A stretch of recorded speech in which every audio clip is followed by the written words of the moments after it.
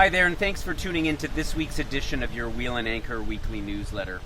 Well, while the crisis is showing some signs of abating, there may be a light at the end of the tunnel. Most of us are still cooped up inside our homes, and so it's really the optimal time to try to get outside where you can, of course, where you're allowed to, and explore some nature. I was so glad to get out of the house and go for a little hike.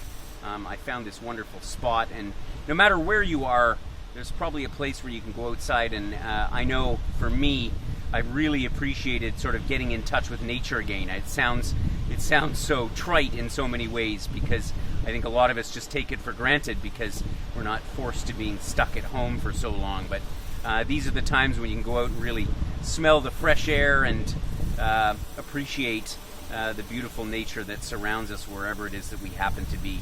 Talked to a number of members over the past week, and I'm encouraged by the optimism, the long-term optimism that we will get through this and we'll all get back to traveling again before too long. So this week we have a couple of things scheduled for you. On Tuesday, we're going to be introducing our Wheel and Anchor Weekends program to Havana, Cuba, that we are hoping will happen this coming November. I'm going to be joined by my colleague Jose Romero from Havana, who's going to tell us a little bit about what we can expect on this trip. Of course, we went last November, a small handful of us, and we really were fascinated by this amazing city that has faced so many challenges over the years in light of the government, the political situation, and not to mention the embargo that has been reinstated by our friends to the south. And yet the Cubans have a resilience to them, and they've maintained a culture and a way of life and a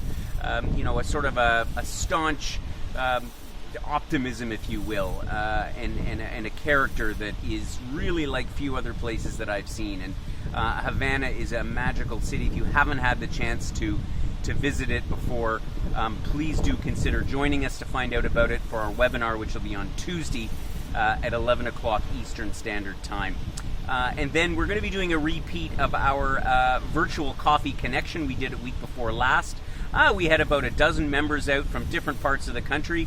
Some of them were familiar faces to myself and to others on the Zoom on the Zoom coffee connection, and some were new. So it was great to see a mix of people and hear some of the stories about what you're going through, and at the same time what you're all thinking about the future in terms of travel and so on. So we're going to be doing it again this coming Thursday, April the 23rd at 11 o'clock Eastern Standard Time. That's our virtual coffee connection round 2. So please join us for that. You'll find a link to register for that below, and we'll provide some more details, as I say, in this blog, and about what we're planning for the not too distant future. So in the meantime, as I've been saying over the past couple of weeks and in my many conversations with our members, stay healthy, stay positive, and we will all look forward to getting back to traveling real soon.